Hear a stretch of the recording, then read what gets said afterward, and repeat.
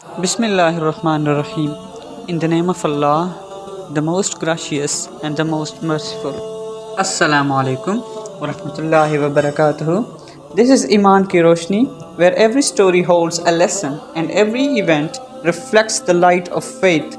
If you enjoy our Islamic stories, then don't forget to like, share, and subscribe to Imaan ki roshni. And don't forget to press the bell icon so that whenever a new story arrives, the light of faith reaches your heart first.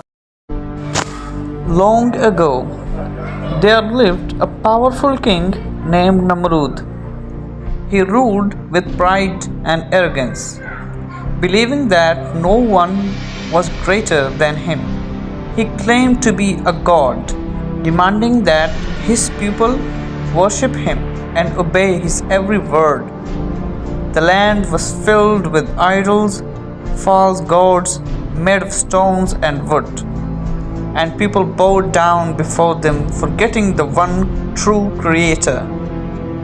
But during that same era, Allah sent light into the world. A child was born who would change the beliefs of nations. His name was Ibrahim, the chosen servant of Allah. As Ibrahim grew older, he began to notice the lies around him. His father was an idol maker, carving and selling statues that people worshipped. One day, young Ibrahim looked at his father's work and asked, "Father, why do you make these idols that cannot speak, see, or hear?" But his father became angry and told him not to question their gods. Still, Ibrahim's heart could not accept it. He watched people how they bow to lifeless stones, and he thought deeply about the heavens and the earth. One night he looked at the shining stars and said, "This is my Lord." But when the stars disappeared, he said, "I do not love those that set." Then he saw the moon and said, "This is my Lord." But when it too vanished, he said, "If my Lord does not guide me, I will be among the lost." And when the sun rose, shining bright and powerful, said, "This is my Lord, this is greater." But when the sun also set, he finally declared, "I turn my face to him who created the heavens and the earth. I am not among those who worship others besides Allah." From that moment, Ibrahim alayhi salam knew the truth. There is only one God, Allah, the creator of all things. He began calling his people to leave idol worship and turn to Allah. But they mocked him and refused to listen. Even his father turned against him. Then one day, when everyone left the temple for a festival, Ibrahim alayhi salam entered quietly. He looked at the idols standing tall, and with his axe he broke them all except one, the largest among them. When people returned, they were shocked.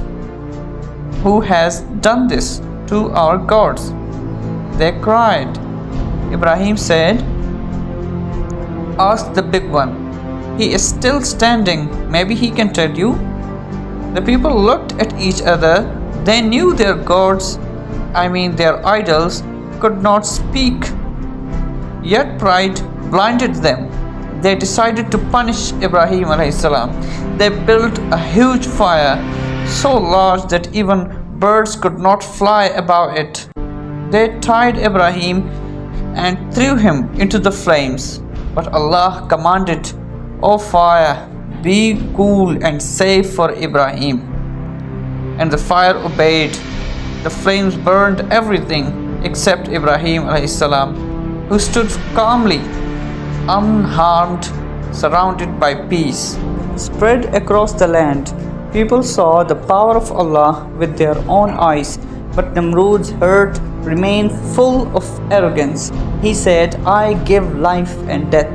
Ibrahim alayhi salam replied, Allah brings the sun from the east, bring it from the west if you can. Namrud was speechless. He had no answer. Years passed. Ibrahim alayhi salam continued calling people to truth and faith. Allah blessed him with a noble wife Sarah, and later with Hajar, the mother of his son Ismail alayhi salam.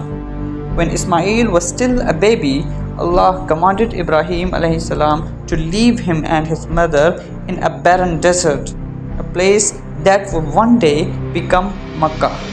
With trust in Allah, Ibrahim obeyed. Hajar called out, O Ibrahim, where are you leaving us? But Ibrahim kept walking until he could no longer see them. Then he raised his hands and prayed, O my Lord, I have left my family in a barren valley near your sacred house, so that they may establish prayer. So make herds among men, love them, and provide for them fruits, and they may be grateful. Years later, when Ismail alayhi salam had grown, Allah tested Ibrahim with the greatest trial. He commanded him to sacrifice his beloved son. Ibrahim alayhi salam shared the dream with Ismail, who said, O my father, do as you are commanded. You will find me patient if Allah wills.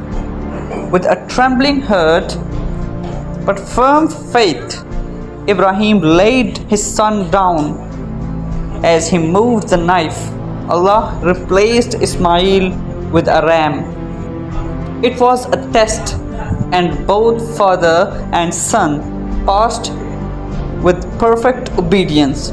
From that day, Muslims remember their sacrifice every year